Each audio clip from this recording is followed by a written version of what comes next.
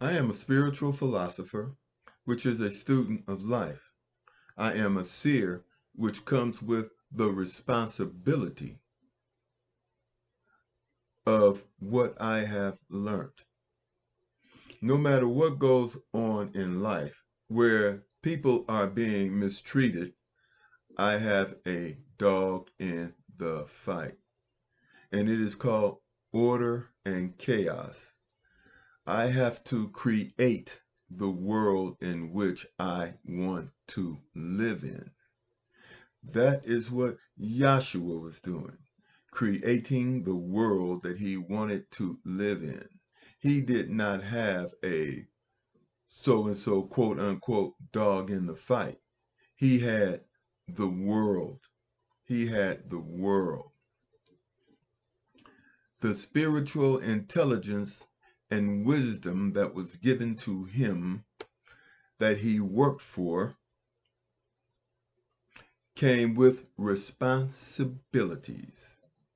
It came with responsibilities. To whom much is given, much is expected. When I learn right from wrong, I don't hold it inside. I push it out into the world where it belongs in order to make the world a better place. That is why I have been given what I have been given. And I don't mean money and things of this nature. Everything I have been given for a reason. And I must use it to the betterment of humanity. My thing is order and chaos. I want to create a utopia. But what is a utopia? It is perfection. What is perfection? It is the light at the end of the tunnel that we will never touch. It is God-like. Because everything we learn leads to another lesson, another question, more things that we must learn. Life is a continuum. It is a continuum, always growing. And I want to be a part of that growth.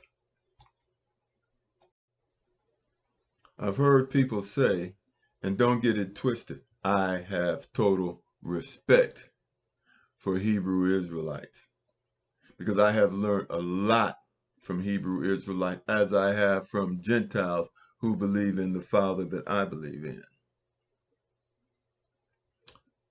But when they say that they do not have a dog in the fight, I do not judge them. That is where they are spiritually.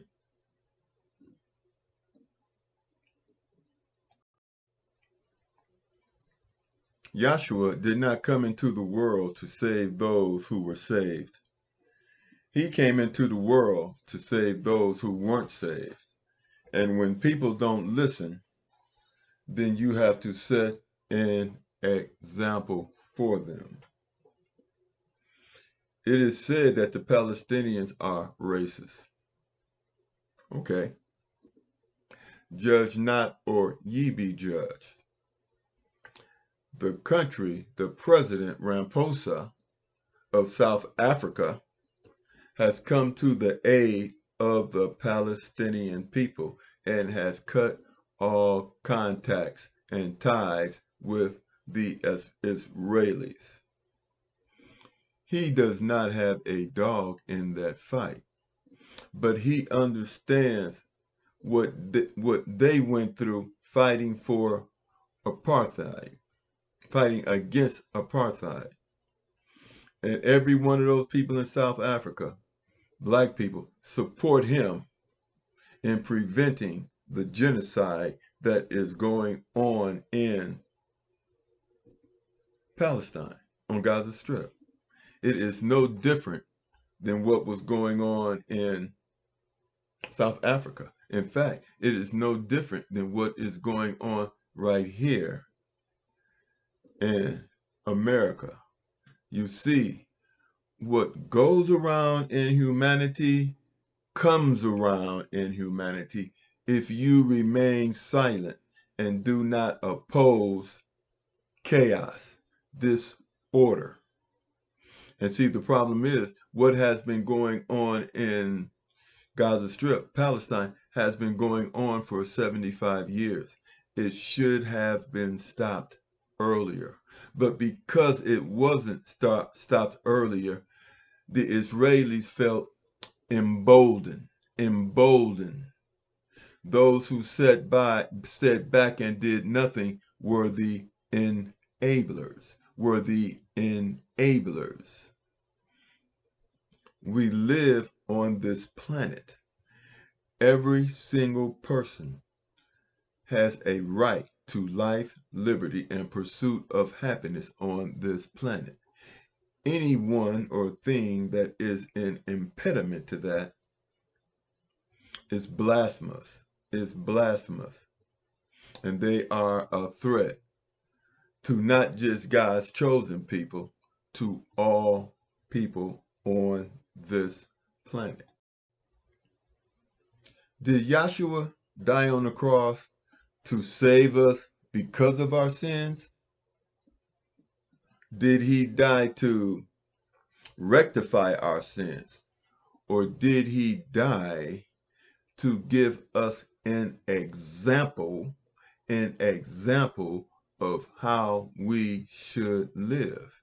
He died to give us a living example of how we should live, and he also taught us about reincarnation.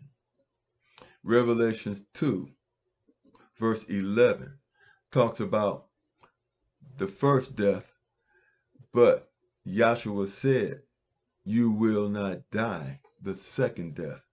The second death is your soul, and that is what you should value, your soul. This physical body, ashes to ashes, dust to dust, it shall return.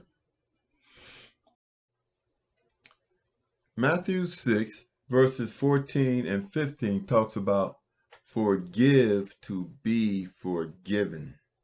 Forgive to be forgiven. Those who did not help me, I forgive you in order that I may be forgiven, and that you will learn from my example. Everything is for a reason. What Yahshua taught was not just cliches. There was meaning behind it. There was wisdom behind it. If they weren't just words to be repeated when you have nothing else to do. Matthew 6, verse 16 and 18 discusses how your relationship with God is personal. Your relationship with God is personal. It is not between you and everyone else. All this Matthew 6, 5, and 7, all this praying in public, jumping up and down, means nothing. What counts is your character. But what I'm saying in essence is that you are either part of the problem or you are part of the solution. You are a part of the problem or you are a part of the solution. When you stand back and you watch evil being committed and you do nothing, you are a part of the evil. You are an enabler. Understand, what goes around comes around. What goes around comes around. And your karma for standing there doing nothing will more than likely come around to you one day. With that, like and subscribe if you agree. If you don't, sit on the fence. But know that you are an enabler and you could be next. And the reality of the situation is this: the Israelis, the synagogue of Satan, they are training the police force in the United States.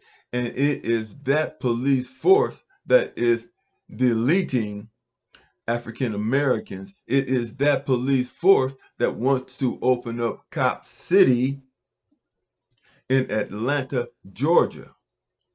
We are next.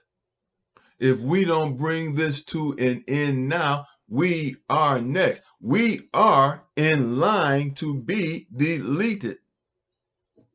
Systemic racism has a climax, and that is the deletion and the whitening of Hebrew Israelites, commonly known as African American. Like, subscribe, have a wonderful day. God bless us all.